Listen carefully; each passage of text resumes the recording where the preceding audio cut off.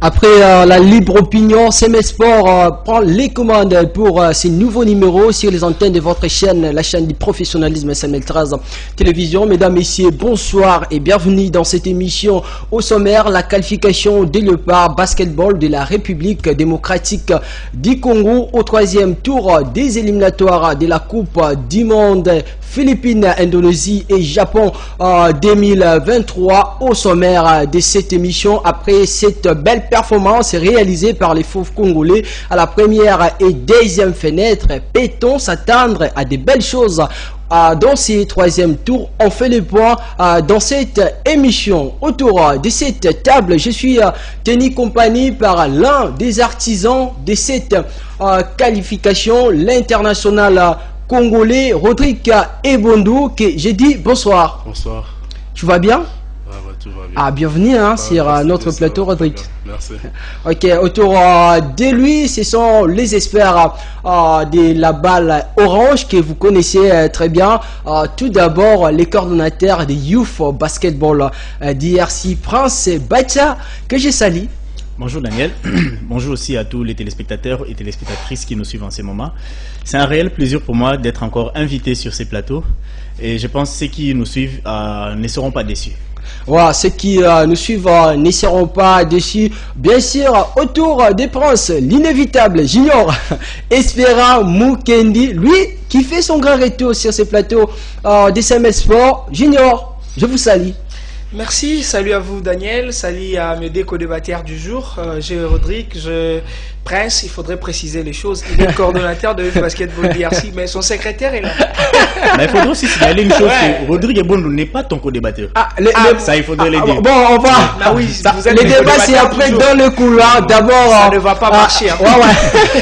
Et c'est parti pour 5 minutes de sport sur les antennes de votre chaîne pour décortiquer la qualification de Léopard de la RDC. D'abord, Rodrigue, je vous donne la parole parce que vous avez pris part dans cette campagne. Troisième tour, vous êtes qualifié. Est-ce qu'au début, vous attendez à ça? Je pense, ouais, parce que nous le savons très bien que la République démocratique du Congo, nous avons une très bonne équipe de basketball avec beaucoup de joueurs de talent. Donc, parfois, c'est juste la malorganisation qui nous empêche parfois de faire de résultats. Mais de février déjà, vu le sérieux que le management et puis la fédération avaient mis en place, je crois que on avait déjà la foi qu'on peut se qualifier au prochain tour et pourquoi pas au mondial. La foi pour se qualifier au prochain tour, mais vous avez un nouveau sélectionneur, les Français, Thomas Drout, avec des nouveaux joueurs qui sont venus pour la première fois dans cette sélection. L'ambiance au niveau de l'équipe, vous étiez du côté de la Turquie avant de rallier Caire, la capitale égyptienne. Comment s'est passé les choses de ce côté? Je dirais tout a commencé d'abord à Dakar en février dernier parce que le coach Thomas est venu pour la première fois à Dakar et déjà à Dakar, je peux dire l'ambiance de l'équipe était déjà bonne parce que parmi les joueurs présents à Dakar, j'étais jamais avec pas mal de joueurs là-bas. Il y a des joueurs qu'on a joué ensemble avant et puis il y a d'autres on a joué contre dans des compétitions et je crois l'ambiance était déjà bonne. Mais après en Turquie, la préparation de la Turquie et l'aventure de Dakar était différente parce que à Dakar c'était direct. Il y avait déjà les 12 joueurs sélectionnés et il n'y avait pas de préparation et puis on ne devait pas passer par l'étape de présélection, couper puis former une équipe de 12. Donc Et puis en Turquie, le coach aussi, on est à travailler avec les coachs. Ça s'est très bien passé. Même sans finale, il avait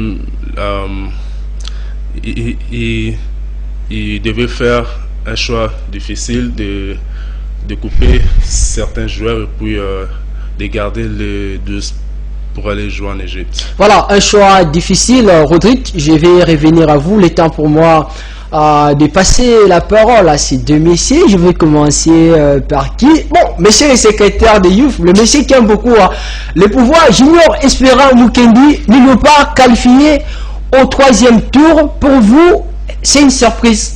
Ouais, pour moi, une surprise. C'est vrai, je voyais la team, mais après, quand même, ce qui s'est passé pour l'Afro-CAN au Rwanda, j'avais déjà du mal à retrouver cette équipe-là qui pouvait bien jouer, qui pouvait faire premier, deuxième match, mon 3e match pêché, mais quand même, je croyais pour quand même voir battre. C'est quelle équipe on commence en premier? On commence avec Kenya, mais battre le Sénégal, c'était pour moi une surprise. Et parmi les acteurs qui ont fait la chose, Rodrigue est avec nous sur ces plateaux.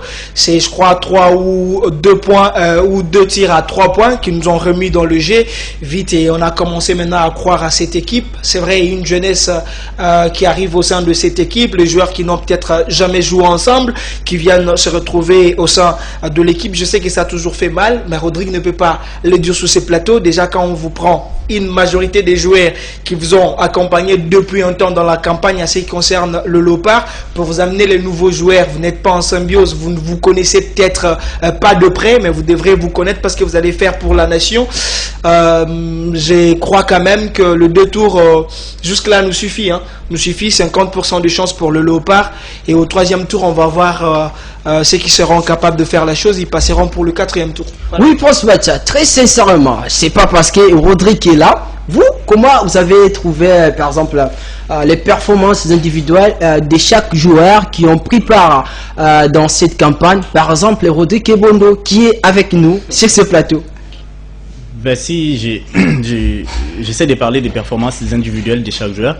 Le cas de Rodrigue Ebondo, qui est avec nous sur ces plateaux, là, je vais faire référence à la fenêtre qui s'est jouée à Dakar, parce qu'il est l'auteur, c'est-à-dire parmi les joueurs qui ont donné la victoire dans un match très important face au Sénégal. Rodrigue Ebondo en fait partie. On pourrait dire dans ce sens-là parce que il s'est d'abord donné confiance. Vous jouez contre les Sénégal, c'est parmi les grandes nations du basketball ici en Afrique, et les coachs vous font confiance, ils vous mettent sur terrain. Et parce que prendre certaines décisions sur terrain, c'est pas facile, parce qu'il a pris des tirs à 3 points au moment où il fallait pas les prendre. Parce que au moment où Rodrigue Ebondo prend la décision de tirer à 3 points, c'est dans des secondes, dans des minutes de la fin du match. Alors que si il rate les secondes, c'est une attaque qui pourrait coûter cher à la RDC.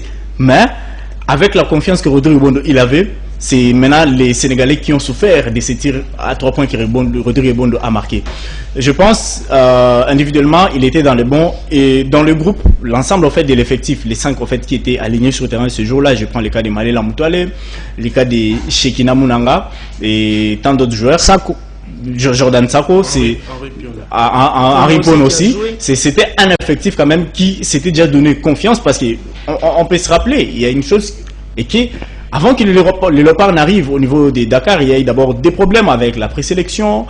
À l'interne, il y a eu des problèmes jusqu'à ce que Thomas Dur prenne une décision de garder l'effectif là, sans pour autant faire appel à d'autres stars, parce qu'il faudrait les dire, il y a aussi des stars, mais qui n'ont pas joué avec la RDC. Il a gardé l'effectif.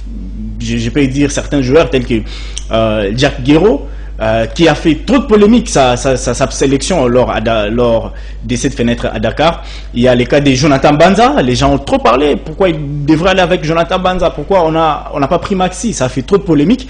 Mais enfin, on a compris que, en dépit d'avoir un effectif quand même bombé, il faudrait aussi avoir un coach intelligent.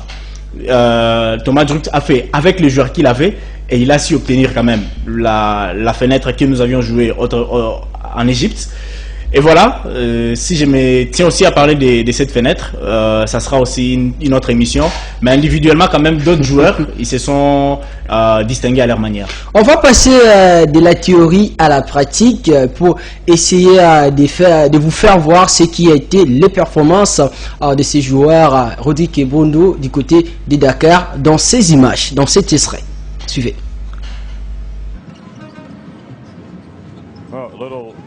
Fade. Oh, wow. How about that from Rodrigue Ebondo? So they did call a foul on Rodrigue Ebondo. That's Rodrigue Ebondo there with kind of a step back fade. Well, Bonza has it. Here's Rodrigue Ebondo. Good. The three is good. Rodrigue Ebondo. The DR Congo. Alkali gets it inside and Toure stopped but stays with it and scores.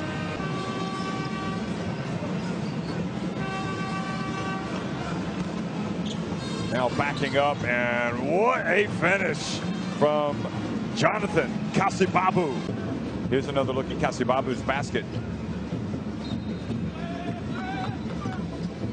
Buono trying to get past Toure. I mean, what cool, calm, collected patience that was from Buono. At least in the fourth quarter. Ebondo, Sacco with the rebound. Is he going to go back up? Yes, he is. It's going to score this time. And he didn't have to dunk it. Badio for three. Oh, boy, missed it so badly, but Badio gets it back. Now from the wing, the three. Good.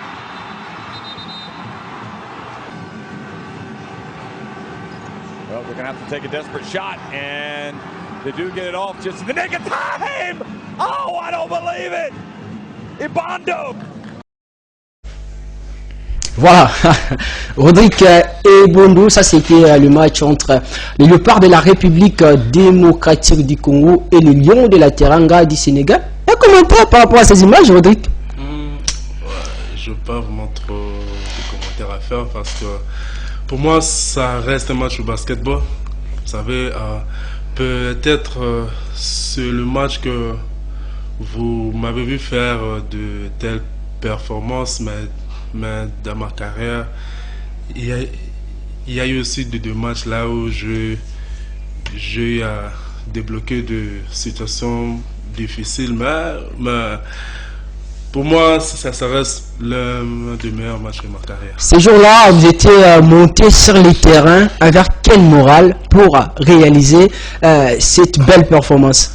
À propos de ce match, je le dirai toujours, je donnerai toujours credit to the coach parce que les coachs avant le match nous avaient vraiment très bien préparé psychologiquement parce qu'ils savaient que après, bon, dans nos têtes déjà, on savait très bien que jouer une très grande nation de basketball avec des très bons joueurs et tout ce qu'on se disait dans le bis entre nous les joueurs, c'était juste à propos de la manière dont les joueurs sénégalais dunk puis sautent.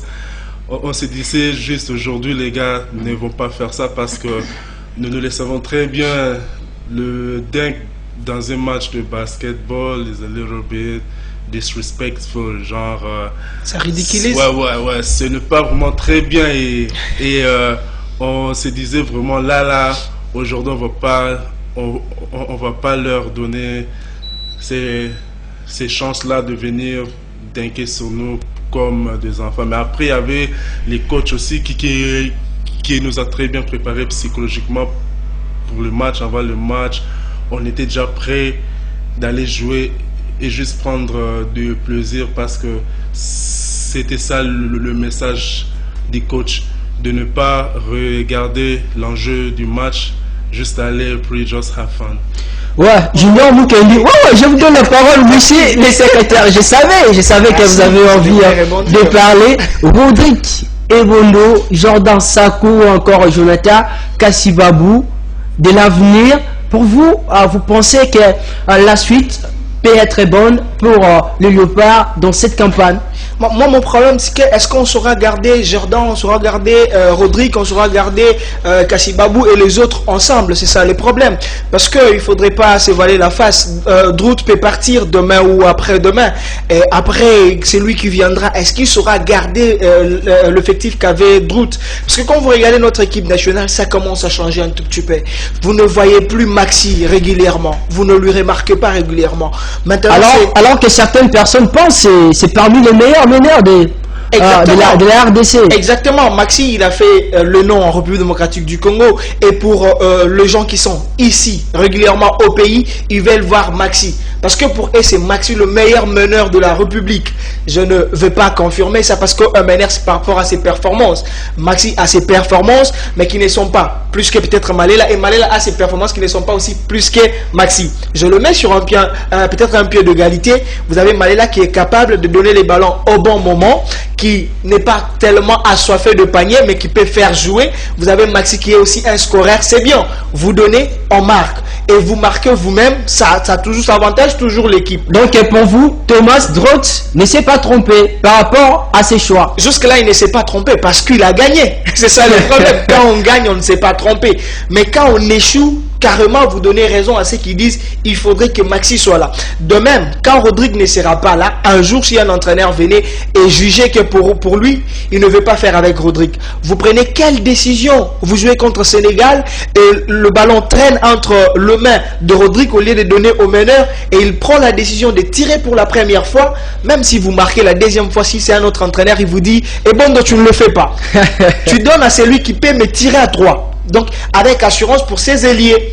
Et à ce moment-là, Rodrigue, il prend confiance. Moi, je regardais le match là quelque part. J'ai dit, attention, il prend confiance, il peut encore le faire. Il le refait. C'est un match où j'ai crié comme un bébé. Mais je vais seulement dire, c'est la philosophie du coach. Depuis qu'il est là, il juge autrement les choses que nous, on voit peut-être superficielles.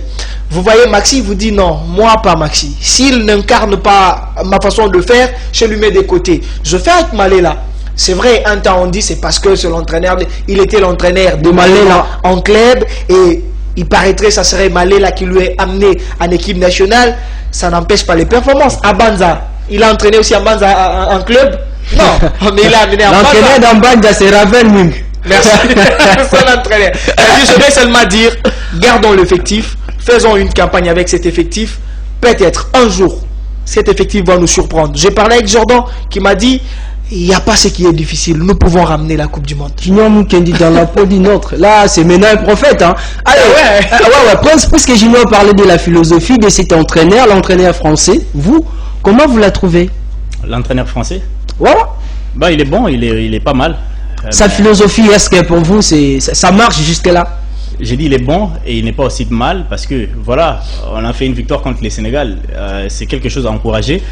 En deuxième lieu, il doit aussi travailler sur certains compartiments parce que moi je dirais que le Sénégal est en baisse. Parce que ce n'était pas facile de battre les Sénégal. D'abord parce que c'est une nation de basket. Mais le top niveau qu'on connaît les Sénégal par rapport à ce que nous avions joué, les Sénégal est en baisse. Alors on devrait jauger maintenant le niveau du coach face à l'Égypte. Vous voyez maintenant là où il y a contradiction. Parce qu'il y a un coach qui joue contre les Sénégal. Il y a un coach qui monte haut niveau face à l'Égypte. Parce que nous, on ne va pas juger les joueurs, nous, on va juger le coach. Quel système il utilise face au Sénégal? Quelle autre philosophie il utilise face à l'Égypte? Alors que c'est le même effectif, le même personne, le même joueur qui te font le match. Nous perdons avec pas trop d'écart au Sénégal, mais nous revenons en Égypte, on nous bat un écart de 30 points. Vous voyez, ça fait poser beaucoup de questions parce que l'Égypte, aujourd'hui, on va comparer, c'est parmi les top 5 en Afrique. L'Égypte, le Sud-Soudan, nous avions la Tunisie, nous avions la Côte d'Ivoire. Voilà, l'Angola, ces 5 nations, c'est face à ces nations que nous allons comparer notre niveau du basketball. Et quand nous ne parvenons pas à battre l'Égypte, face au Sud-Soudan, qu'allons-nous faire?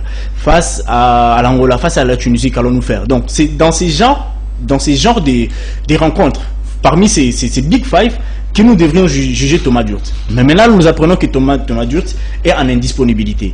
On ne sait pas à la prochaine fenêtre s'il sera là, où on va nous amener qui. L'équipe qu'on va nous amener, qui nous présente d'abord un effectif qui va nous convaincre, parce qu'il faudra aussi convaincre le grand public par l'effectif, parce qu'il faudrait les rappeler, l'effectif change à chaque fenêtre. Il n'y a pas un effectif statique. On dit que non, comme c'est Ebondo, il sera toujours avec nous à la prochaine fenêtre. Comme ça va changer, vous allez voir, peut-être ça sera pas Ebondo, ça sera peut-être Junior Mukendi prochainement. Non, alors Pichu, il faut citer. oui, justement. Ebondo, vous avez quelque chose à dire par rapport à ce que pense c'est juste à propos de l'effectif, la manière dont ça marche. Ici au Congo, nous avons beaucoup de bons joueurs de basketball et il y a beaucoup de joueurs qui jouent dans des grands championnats. Et la manière dont le présélection ou la liste finale s'est faite, pour moi, ça fera toujours les débats. De débat en fait, parce que parfois ça ne dépend pas même des coachs, ça ne dépend pas même du manager, ça dépend du joueur lui-même qui parfois peut décider de ne pas venir, vous savez, et parfois ça crée un trou et puis les coachs ils sont obligés de faire avec les joueurs disponibles. Ouais, donc en matière de garder une équipe, genre une ossature, de créer une équipe qui va commencer de jouer à tout moment, là, ici au Congo, je crois, ça peut être un peu difficile. Ouais, je vais parler management, je vais profiter pour dire quelque chose. Le problème, c'est la politique peut-être sportive de notre pays qui n'arrive pas à influencer ces clubs-là. Rodrigue, je crois qu'il va toujours finir par le dire, ils sont confrontés à un problème. Est-ce que vous voulez bien partir servir votre nation? Bien sûr, monsieur, mais si vous revenez chez nous, vous n'avez pas votre place. Parce qu'on va vous remplacer par quelqu'un autre. Soit vous voulez partir servir votre nation, on vous présente un contrat. Si vous partez, vous ratez autant de $1000 ou soit autant de millions de dollars. Soit vous restez dans votre équipe, dans votre club, vous ne servez pas votre nation et vous gagnez cet argent. Mais vous partez, vous ratez cet argent. Ça arrive à certains joueurs qui veulent bien venir servir la nation, mais qui jouent au top niveau. Ils sont confrontés à beaucoup de problèmes. Alors qu'est-ce qu'il faut? Une très bonne politique sportive. Mais qui organise, qui élabore une politique sportive? C'est le cabinet du ministère de Sport. En connivence avec, je ne sais... Nous revenons encore dans ces débats. C'est-à-dire, en connivence avec le fédération, vous causez, vous parlez, vous étalez vos difficultés. Et après, le ministère va voir quoi faire, comment négocier avec les agents de joueurs, plus le club des joueurs. Moi, je pense que garder l'ossature, c'est vrai, Rodrigue, en tant qu'athlète, il dit c'est un peu difficile. Mais je vous dis, ça pourra être facile si et seulement si nous avons une très bonne politique sportive. Ouais, Prince, vous allez clôturer avec cette première thématique concernant le Léopard, parce qu'on doit aussi parler un peu de la carrière de Rodrigue Ebondo. Rodrigue, moi, personnellement, j'ai remarqué quelque chose. Vous n'avez pas presté de la même manière à la première et deuxième fenêtre. À la première fenêtre, on a vu un Rodrigue tout fait tout flamme. Différence avec la deuxième fenêtre. Qu'est-ce qui n'a pas marché concrètement? Ouais, c'est juste l'équipe nationale, parce que à la base, quand nous venons joindre l'équipe nationale, ce n'est pas pour se servir de l'équipe nationale, mais on vient servir l'équipe nationale. Voilà, parce que à Dakar, l'ossature n'était pas vraiment genre bombé, vous savez, et l'équipe manquait de joueurs. Même moi, quand je suis arrivé à Dakar, je ne pensais même pas que je serais dans le 5 majeur, mais le coach, vu le 3 ou 2 entraînements qu'on a à faire à Dakar, il s'est décidé non, tu seras dans le 5 majeur. Puis la majorité des ballons dans nos systèmes de jeu seront pour toi. Arrivé en Égypte, il y a eu Christian Loutete qui est venu, et bon, les gars, c'est vraiment un très bon joueur de basketball. Même moi, en Turquie, déjà le premier entraînement, quand je lui ai vu jouer, je me suis dit non, le gars il peut vraiment jouer. Après, les coachs m'avaient aussi, on a eu à discuter avec les coachs. Il m'a dit que mes rôles vont changer en Égypte, que je ne serai plus dans le 5 majeur, mais si jamais je monte sur le terrain, j'aurai d'autres choses à faire pour aider l'équipe en fait. Jouer en défense et puis la majorité des ballons ne seront plus pour moi, mais seront pour d'autres joueurs. Et moi, en tant que joueur, un sportif qui veut servir son pays et puis sa nation, je ne peux qu'accepter et puis faire mon job. Voilà, c'est Rodrigue Ebondo sur SML 13 à télévision. Mesdames, messieurs, vous venez de se joindre à nous en ce net moment. C'est votre émission SML Sport. On fait le point sur la qualification de Léopard Basketball de la RDC à la 3e fenêtre des éliminatoires de la Coupe du Monde Philippines 2023. Prince, je disais que vous allez clôturer cette première thématique. À un moment là, vous nous parliez de l'indisponibilité de l'entraîneur français. Est-ce que vous avez des informations sur ça? Ouais, il y a quelques coulisses parce qu'il faudrait les dire. Nous, c'est la presse. Le coach Thomas Durs, il a été rappelé par une équipe au fait en Europe, en France où il est de la nationalité française. Il a été rappelé en équipe et quand vous êtes rappelé en équipe, ça dit que vous avez un contrat. Ouais. Un contrat, il faudrait l'honorer. Et nous ne savons pas si c'est un contrat qui va dater de combien de mois, ce qui va lui rendre indisponible dans les prochaines fenêtres. Donc, s'il arrivait que il est en train de servir son équipe pendant le moment où les fenêtres vont se jouer, donc il ne sera pas disponible. Mais au cas où, au moment où, pendant que son équipe ne joue pas, il pourrait se joindre à l'équipe nationale. Donc on a dit indisponibilité, mais on n'a pas dit qu'il est parti. Donc c'est les termes qu'il faut utiliser. Voilà. Alors, à son absence, on ne sait pas qui prendra la place. Ouais. Mais jusque-là, c'est lui qui est là, ou ceux qui sont là, c'est les DT Simplice Tchibangou et les coachs adjoints, si on peut les dire comme ça, Pierrot Ilunga. C'est eux qui l'ont accompagné au Sénégal, c'est eux qui l'ont accompagné à Dakar et à Istanbul, là où il était. Mais en attendant, la nouvelle communication de la fédération ou des managers de la fédération, donc il faudrait retenir que ce sont eux jusque-là qui sont en charge de l'équipe nationale. Mais avec maintenant ce nouveau système où on nous amène des coachs expérimentés, je peux dire des coachs blancs, excusez-moi, j'ai lu toujours excusez-moi les termes parce que c'est pas du racisme, les coachs blancs qui, voilà, la fédération en a besoin. On espère peut-être qu'on va nous amener, si, à l'absence de Thomas Durs, on va nous amener peut-être un nouveau coach, on ne sait pas qui jusque-là, sera les coachs. Alors, mais si ça arrive, est-ce qu'on peut pas aussi donner la chance aux coachs? On a aussi des coachs nationaux.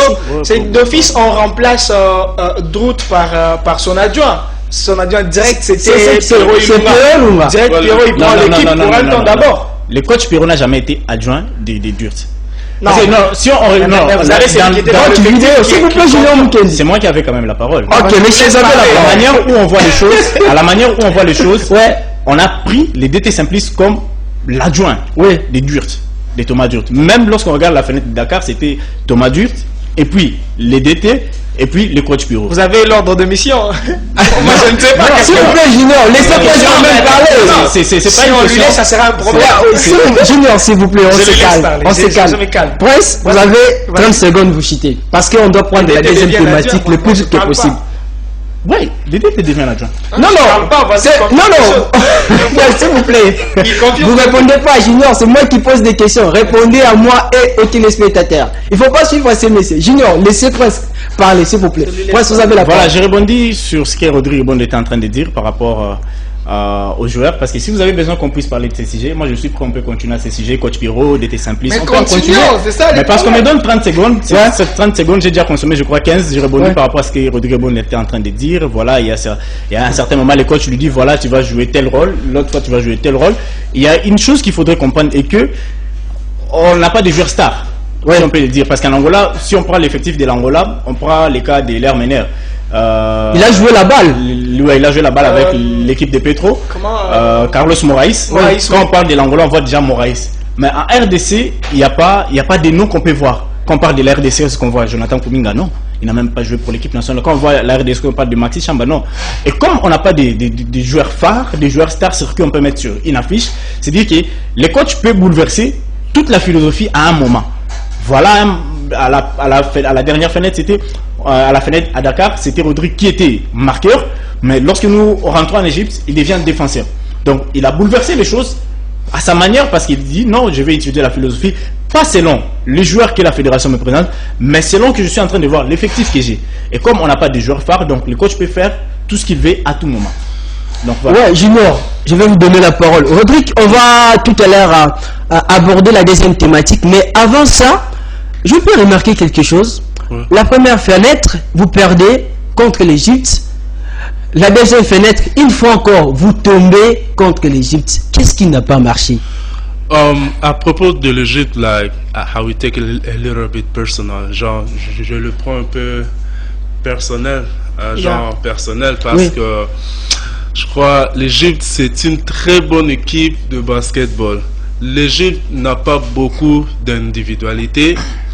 Genre, aujourd'hui, on peut me mettre 1 contre 1 avec tous les ailiers égyptiens, je vais le battre. Mais si jamais nous venons à 5 contre 5, ça devient compliqué parce que ils ont une manière de travailler en équipe un peu genre, c'est vraiment fort parce que la majorité des joueurs égyptiens jouent soit à l'aller ou soit à Zamalek. Ouais. Oui. Ils jouent le même championnat. Ils se connaissent, genre, et je crois que c'est ça la force de l'Égypte parce que en jouant contre l'Égypte, le 2 matchs qu'on a joué contre eux, genre, personnellement, je le sentais que ils sont vraiment très très bien, genre, côté teamwork, genre, communication, genre, tout ce qu'il faisait était bien, et je crois c'est ça vraiment la raison pour laquelle l'Égypte nous a battu des fois. C'était juste leur teamwork. Là, on est d'ailleurs en train de voir vos performances, Rodrigue Bondo. Junior Mukendi, l'équipe égyptienne, la majorité, ce sont des joueurs du Zamalek qui ont joué la Basketball Ligue Africa avec la formation de Foucache. L'écart que Foucache a perdu contre Zamalek et l'écart que la RDC a perdu contre l'Égypte, c'est quand même abyssal. Non, c'est différent. Non, je crois pas. Foucache, c'était moi. Avec la RDC, c'est plus. Oui, c'est plus, c'est ce que j'ai dit, abyssal.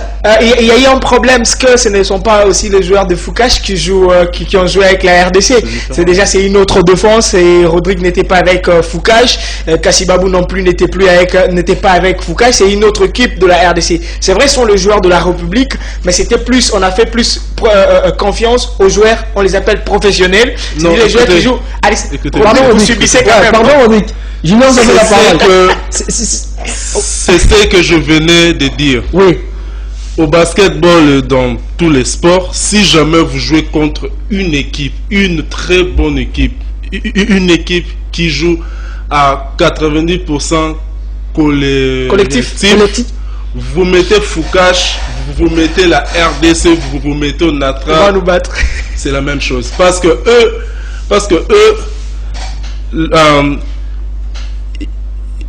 ils ne vont pas se baser sur leurs individualités à tout moment. Et c'est l'équipe qui joue. Ouais, Junior, merci. Alors, je disais, ce n'est pas la même défense qui a joué. Et aussi, on a un problème. C'est vrai, Rodrigue vous parle du collectif. Le problème, c'est nos directeurs techniques, entre guillemets. Il faut se le dire. Vous savez, ça fonctionne. Ça fonctionne. Mais ici, le DT Simplice devient l'adjoint. C'est pas mal, c'est un problème. Ok. Le problème, c'est que la direction technique dans d'autres pays, Rodrigue a joué en Côte d'Ivoire, je ne sais pas s'il va me contredire. La manière de jouer de votre club en Côte d'Ivoire, c'est semblable à un autre club toujours en Côte d'Ivoire. C'est-à-dire il y a un schéma tactique qui est donné par la direction technique de l'équipe. Quand vous regardez une équipe jouer, vous comprenez direct, ça c'est une équipe d'Égypte. Quand vous regardez Zamalek jouer, vous regardez Al-Ali jouer, vous comprenez directement que ça c'est l'Égypte qui joue. Et quand vous le mettez ensemble, ce n'est pas difficile.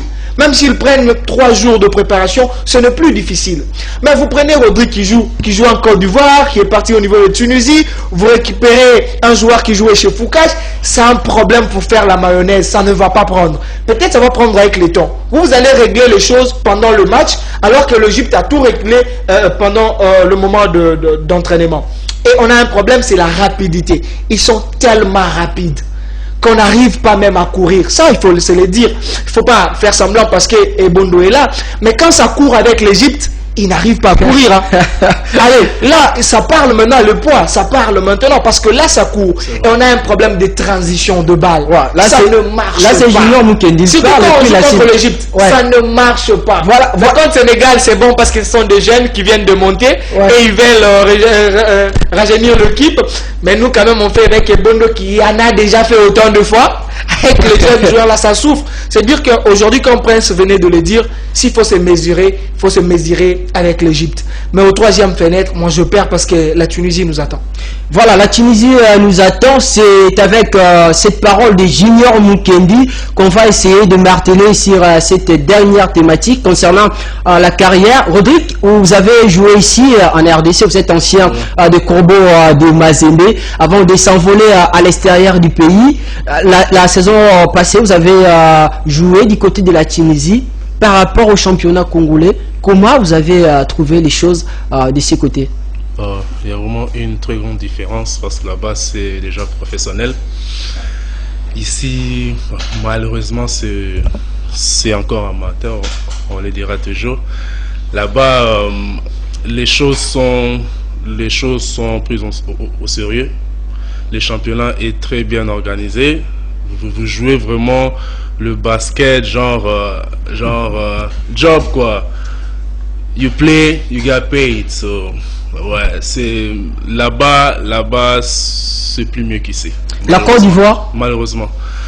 La Côte d'Ivoire aussi, bon, ils ont un nouveau président de la fédération de basket de Côte d'Ivoire qui cherche vraiment à changer des choses, et moi je crois qu'ils sont dans la positivité en fait. Ils cherchent vraiment à changer des choses là, genre leur championnat est très bien médiatisé maintenant. Grâce à ça, maintenant il y a des sponsors qui viennent, il y a des joueurs américains qui viennent jouer là-bas. Donc je pense la Côte d'Ivoire aussi, malheureusement, c'est mieux qu'ici. Mais vous avez quand même passé du côté, comme je le disais, de Corbeau. Mais qu'est-ce qui se passe? On essaie de passer à quel pays? Ok, je disais que vous avez passé du côté de Corbeau de Mazembe. Vous avez quand même de bons souvenirs avec Mazembe. Vous avez joué la Basketball Africa League, si je ne me trompe pas, avec Mazembe 2018-2019. À l'époque, c'était la Ligue des Champions, tout simplement. Non, c'était la basketball, League African. Ligue Africa. Ah, Ligue Africa, ok. Un truc comme ça, bon. Avant de parler de Mazembe, je vais d'abord ouvrir une parenthèse à propos de mes équipes précédentes. J'ai commencé à jouer à Yolo. Oui. Au BC Yolo, c'est mon club formateur. Et puis après le BC Yolo, je suis parti à Terreur. Je n'ai joué que 2 mois ou 3 mois, et après je suis parti à l'aventure de Philippines. Et après ça... Ah, toi tu es aussi de l'autre côté. Voilà, c'est là que moi j'ai joué. Ah, là je ne savais pas. Voilà. Donc c'est là vraiment que j'ai... Mais s'il vous plaît, Philippines, là, on nous dit toujours qu'il y a... C'est un non-événement, il n'y a rien de... C'est ça, quand vous partez là-bas, c'est pour un feeling, pour tout à votre carrière. Ok, ouais. C'est un truc que je dois parler aujourd'hui, et les gens ils vont le savoir. Oui. Si jamais un joueur a des rêves et puis c'est fixe des goals là in life, it doesn't matter genre ça ne, it doesn't matter where le pays ou soit l'endroit que tu vas jouer. Oui. Moi, tout ce que j'avais besoin, parce qu'avant, ouais, bien, je rêvais d'aller jouer aux États-Unis ou en Europe, mais les opportunités ne venaient pas. Bon, après, il y a eu les Philippines, je me suis dit, bon, c'est pas bon, mais on les prend quand même. Et comme j'étais conscient, je voulais vraiment faire une carrière d'un basketteur.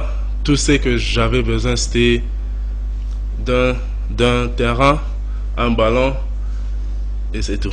Et quand j'avais ça là-bas, je me suis mis à fond. I work hard et voilà les results. Et je veux aussi dire une chose, que le Philippines est une très grande nation de basketball. Là-bas, le basketball est vraiment très pratiqué. Les gens qui n'ont pas pu faire des choses là-bas, je crois, c'est plus personnel, c'est eux-mêmes qui ne se sont pas vraiment investis, et puis ils n'ont pas vraiment compris la manière dont ça marche là-bas. Ouais, la manière dont ça marche, parole de Rodrigue Ebondo. Monsieur Prince Bacha, vous prenez, je vous redonne la parole. Junior, vous vous calmez, hein, il faut pas mettre très à l'aise Prince Bacha, il faut le laisser parler. Bon, calme, je connais pas vos trucs là. Mais par rapport à ce que Rodrigue disait tout à l'heure, l'organisation au niveau des championnats congolais, par exemple la Ligue Pro Bakin avec les championnats extérieurs, la Tunisie, la Côte d'Ivoire. Quelle analyse pouvez-vous faire? C'est un problème d'organisation et c'est un manque d'une vraie organisation et des managements, parce que nous sommes pleins, parce que moi auparavant je croyais qu'il faudrait avoir des arénas, des grands stades pour avoir un bon championnat, alors que ce n'est pas ça. Ce qui m'a prouvé qu'il faudrait d'abord une bonne organisation, c'est les championnats burundais. Les championnats burundais à quoi? Le Burundi, putain. Mais ils se sont organisés d'une manière que nous sentons quand même il y a un bon championnat. Et ça donne envie maintenant aux athlètes d'y aller. À Kinshasa, où il y a quand même de bonnes équipes. Si je comprends bien, les infrastructures ne sont pas un problème majeur pour l'évolution du basket. Ça vient seulement accompagner, exact. Oui. La pratique du basketball. Oui. Mais l'organisation ne demande pas d'abord des gros stades, des grands stades, des arénas. Ça demande l'organisation à l'interne, c'est-à-dire la fédération, le manager. C'est eux qui doivent tout organiser. Vous imaginez, vous aviez des joueurs comme des Banza qui ont déjà joué à l'extérieur, mais qui viennent jouer ici dans des championnats qui n'ont même pas de sponsors. Il n'y a même pas de subvention. À la fin du mois, vous ne gagnez rien. Vous gagnez la Coupe du Congo sans rien. Donc, même la Coupe du Congo, on ne vous donne même pas des t-shirts, même pas des képis. Donc, vous jouez gratuitement. Alors qu'il y a certains joueurs qui jouent la Coupe du Congo, qui viennent d'ailleurs, qui viennent des championnats d'ailleurs, où ils ont des contrats, où ils ont des salaires ou des primes, des salaires à la fin du mois, mais ils viennent jouer la Coupe du Congo où à la fin tu sais que tu vas gagner, après on te donne rien, après tu n'as rien comme argent, tu n'as que des promesses. Vous comprenez le niveau des manques d'organisation chez nous. De président malhonnête. Ouais, il faudrait le dire, parce que vous promettez un joueur, vous le faites quitter peut-être les championnats là où il était, vous lui dites non, si vous venez ici, si nous gagnons, nous allons te donner ça. Et à la fin les joueurs gagnent, et puis maintenant il ne reçoit plus l'appel du joueur. Vous comprenez les niveaux là où nous sommes. Voilà maintenant les joueurs. Parce que moi je t'ai dit, les championnats de Kinshasa, c'est parmi les meilleurs championnats au Congo et même en Afrique centrale. Mais comment un joueur peut accepter de quitter les championnats de Kinshasa pour aller te jouer à Burundi, au Burundi, excusez-moi les termes. Parce que là, ils comprennent quand même qu'il y a une bonne organisation. Et à la fin, quand même, ils sont motivés par quelque chose. Ce qui ne se fait pas ici à Kinshasa, c'est ce qui fait partie, en fait, de l'échec du basketball féminin. Parce que nous perdons aujourd'hui le basketball féminin parce qu'il n'y a pas une bonne organisation. Et si aujourd'hui on continue dans ces mêmes angles, dans 2, 3 ans, 4 à 5 ans, on n'aura plus de joueuses ici au Congo. Parce qu'il faudrait le dire. Parce que si on se tape la poitrine avec CNSS, c'est des dames qui sont en train de partir. Et certains vont trouver des opportunités ailleurs. Qu'est-ce que sera maintenant le basketball féminin? C'est ça la grande question. Parce que les hommes, ils se débrouillent à leur manière. Mais les femmes... Où allez-vous les trouver? On va en parler prochainement. On chute déjà avec l'émission. Junior Mukendi, à un moment ici, vous avez même cité les noms. Bon, là, je garde ça. Vous avez parlé du ministère des Sports. Quand on parle du ministère des Sports, on voit le ministre des Sports. Ok, le ministre des Sports, l'organisation. Mais le gouvernement, comment le gouvernement va déployer les moyens au moment où l'on sait il n'y a pas de personnes sérieuses au niveau des clubs, au niveau par exemple de nos championnats? On attend quoi pour organiser les élections? C'est ça la grande question qu'il faut se poser. Quand il s'agit de protéger ses propres intérêts, on va marcher sur le RGS et autres, on va nommer un coordonnateur, mais c'est un coordonnateur pour combien de temps? Mais après, jusqu'à aujourd'hui, on attend quoi pour organiser les élections? C'est ça la grande question qu'il faut se poser. Vous parlez organisation ici, Je répète, vous voulez comprendre l'organisation en RDC, il faut commencer par connaître les noms de la femme de l'autre. C'est très difficile. Est-ce que vous n'avez pas jusqu'à me dire les noms de la femme de l'autre, les noms de la femme de Potiphar, et ne parlons pas organisation, parce que ça prend du temps. On en a parlé autant de fois. Communication, c'est fermé. La femme de l'autre. De l'autre, vous voulez l'autre de la Bible. C'est-à-dire que c'est très compliqué. La Bible elle-même a dit la femme de l'autre. Rodrigue a commencé chez BC Yolo. Il pouvait rester ici en RDC, il pouvait continuer à jouer avec nos clubs ici. Mais il est parti. Pourquoi? Parce qu'il y a un problème d'organisation. Parce qu'il n'y a pas l'argent. Si tu te blesses avec le club congolais, si tu te blesses, c'est toi-même, tu vas te traiter. Il y a une fille qu'on risque de perdre comme ça, je vais te dire aujourd'hui clairement. Rite Moukaji qui jouait chez Tourbillon. Elle a eu un problème. On risque de la perdre. Ça sera fini pour elle. Elle était partie pour Makomeno. Et le revenu ici, on ne sait pas, elle va jouer où? C'est ça la question qu'il faut se poser. Ben ouais, ça peut marcher. Donc, Daniel, pour parler organisation, je demande au ministère des Sports, avec son conseiller en matière de sport, c'est qui? Le vieux Dixon. Dixon est là. Chers frères, chers confrères, travail. Vous allez chuter avec ça. Rodrigue, vous avez une minute parce que l'émission termine déjà. Vous avez joué la saison passée au niveau de la Tunisie. La prochaine destination de Rodrigue, c'est où? Pour le moment, bon, on cherche encore parce que mon contrat en Tunisie vient juste de finir. Et là, je suis un joueur libre. J'espère trouver un club as soon as possible. Genre, c'est tout. Voilà, pour le troisième tour, vous avez un petit message d'espoir peut-être à lancer au Congo. Pour le troisième tour, bon, personnellement, je ne sais pas si je serai sélectionné. Bon, présélectionné, bien sûr, je serai présélectionné, mais sélectionné, je ne sais pas encore, mais je ferai toujours confiance à notre équipe nationale. Peu importe les joueurs qui seront sélectionnés, je suis sûr qu'on peut ramener cette qualification à la Coupe du Monde. Voilà, Prince, vous allez... Non, c'est Junior qui va terminer l'émission. Prince, votre dernière prise des paroles.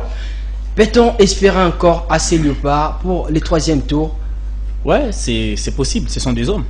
Ce sont des hommes, il n'y a pas de femmes qui sont en train de jouer face aux hommes. C'est les hommes qui jouent contre les hommes. Donc je crois qu'avec la prestation qu'ils nous ont fait, qui multiplie des efforts, et moi je demanderais au niveau de la fédération qu'on mette quand même du sérieux dans ce que nous sommes en train de faire. S'il y a guerre interne, c'est-à-dire s'il y a des intérêts propres, gardez ça d'abord entre vous. Parce qu'en premier lieu, que nous obtenions d'abord cette qualification, que nous puissions voir la RDC à la prochaine Coupe du Monde. Parce que moi je me demande, est-ce que c'est nous qui serons toujours là en train de regarder les autres nations? En football, on a dit ça. C'est maintenant nous qui serons téléspectateurs, on va regarder les Portugal, la France. En basketball, on veut regarder d'autres nations. Nous voulons voir les Léopards basket à la Coupe du Monde. Et pour que nous y soyons, il faut mettre du sérieux. Tout ce qu'il y a à l'interne, mettez ça d'abord de côté. Vos intérêts propres, mettez ça de côté. Concentrez-nous sur cette équipe nationale. S'il y a un joueur que vous voyez que vous devriez rappeler, rappelez-les pour que nous obtenions cette qualification. Le troisième tour, justement, les Léopards vont en découdre avec les pays comme les Cameroun, les Soudan. Est-ce que ce sont des pays abordables? Ouais, hein, Prince a dit ce sont les hommes, hein, mais Sud-Soudan, moi je perds. Sud-Soudan, Tunisie, déjà c'est un problème. Il faut négocier entre Sud-Soudan et Tunisie, ne pas continuer à mettre la même force face au Tunisie, face au Sud-Soudan. C'est dire si on peut jouer contre Tunisie, on jouera, mais contre Sud-Soudan, les amis, on ne perd pas. Enfin, de gagner quand même 2 matchs, ça pourra nous permettre de faire mieux. Au troisième tour, toujours, je demande au ministère des Sports de travailler, n'est-ce pas, ensemble avec les journalistes, comme c'était le cas pour le barrage avec le Léopard Football. Je vis quand même le ministre réunir quelques amis journalistes et lancer le message pour qu'enfin la campagne puisse commencer. Il est temps de commencer la campagne avec le Léopard Basketball. À la Fédération Congolaise de Basketball, mettons du sérieux. Vous voulez revenir encore, n'est-ce pas, à la Fédération, il faut mettre du sérieux aujourd'hui. Vous avez promis, il faut réaliser. Et il y aura un jour, je ramènerai le montant que donne le ministère pour l'équipe nationale de basket. On va organiser une émission pour toi. Exact. Et combien le Léopard basket sont en train de recevoir entre les mains de cette fédération. On va en parler. C'est la fin de cette émission. Il faudra appeler Méline. Oui, Méline sera là. Peut-être il sera là, bien sûr. Je vais appeler Méline. C'est la fin de cette émission. Merci Rodrigue d'avoir répondu favorablement à notre invitation. Merci l'inévitable Junior Mukendi. Merci Monsieur le cordon de Youth Basketball. Merci Prince Batia. Merci à l'équipe technique qui nous ont tenu compagnie. Merveille Vangou était à la réalisation derrière les caméras. Andrea Njola Messo, Louis-François Kouzeki Santotil a été à la coordination de cette émission. Que vive le basketball! Vive la République. On se retrouve les jeudis prochains pour un autre numéro de cette cavalcade sportive bien gagnée sur les antennes de votre chaîne Semestre 13 Télévision.